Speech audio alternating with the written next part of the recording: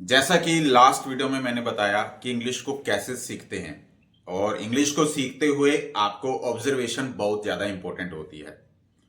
आपको आज बताना चाहूंगा, देखिए ऑब्जर्वेशन क्यों जरूरी है, क्योंकि जो आपने इंग्लिश अभी तक सीखी या अभी किसी भी ट्यूटर से पढ़ाने वाले से सीखते हैं तो आप अभी भी वही सब्जेक्टिव वे से इंग्लिश को सीखते हैं और सीखने के बाद आपकी नॉलेज बढ़ जाती है, लेकिन आप बोल नहीं पाते क्योंकि आपने कॉन्सेप्ट को जस्ट क्रैम कर रहे हैं, आप रट रहे हैं, दोबारा से ऐसी ट्रेनिंग ले रहे हैं जिसमें क्रैमिंग हो रही है, जिसमें पैरटिंग हो रही है, जिसमें आप मगअप कर रहे हैं उन चीजों को। तो रट्टा मारना छोड़िए, अब इन चीजों को समझिए क्योंकि फैक्ट क्या है। देखिए सबसे एक छोटा सा एग्जांपल मैं आपके साथ शेयर कर रहा हूं।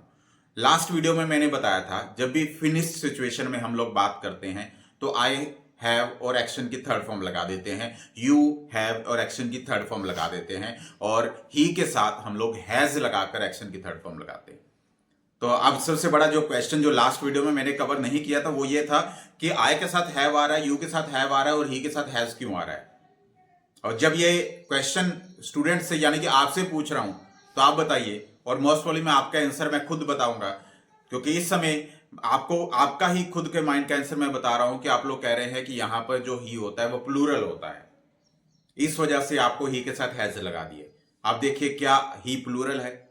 He is a single person, वो एक ही इंसान है जिसको ही शी बोला गया है, प्लूरल नहीं है, तो फिर भी ही के साथ हैज क्यों?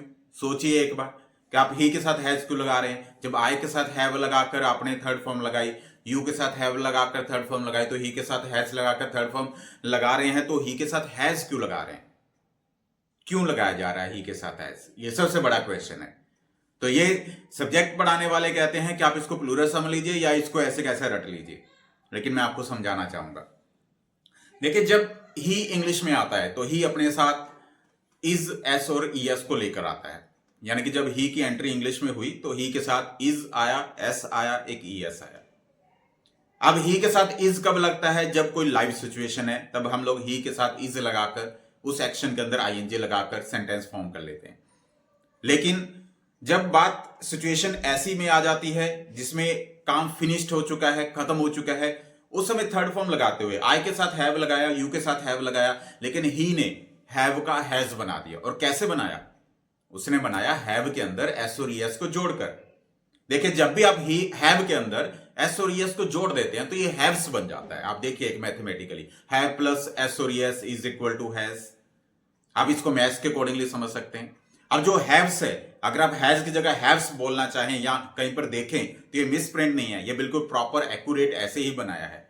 बट इंडिया में ब्रिटिशंस का जो ज्यादा इफेक्ट था, इस वजह से उन्होंने हैव्स को ही हैज बोला है, यानी कि जो HAVES बनाया हमने हैव के अंदर एस और एस लगाकर, उसी हैव्स को उन्होंने हैज बोल दिया। यानी कि समझने वाली बात है कि आप हैव्स को हैज बोल सकते हैं। यानी कि ही के साथ हैज इस वजह से लगाया जाता है क्योंकि ही अपनी कंडीशन को फुलफिल करता है एस और एस को लगाकर, और जब एस और एस लग जाता है तो हैव्स का हैज बन जाता है। तो ये इंग्लिश लैंग्वेज में समझने वाली बात है, कोई प्लूरल सिंगुलर नहीं है। यहाँ पे आई भी सिंगुलर है, यू भी सिंगुलर है और ही शी भी सिंगुलर हैं, तो सभी के साथ हम लोग हैव लगा सकते हैं। बट ही की कंडीशन को फुलफिल करने के लिए कि वो एस और यस को साथ लेकर चलता है और वो हैव का हैज बना देता है, तो इस वजह से ही के साथ हैज लगाया जाता है। तो ये बात थी ऑब्जर्वेशन की, समझने की। तो ऐसी कुछ बातों को हमेशा आप सीखते रहें और मेरे साथ जुड़े रहें, आप चाहे ऑनलाइन क्लासेस के जरिए चाहे ऑफलाइन क्लासेस के जरिए। Thank you very much, all the best, जय माता दी।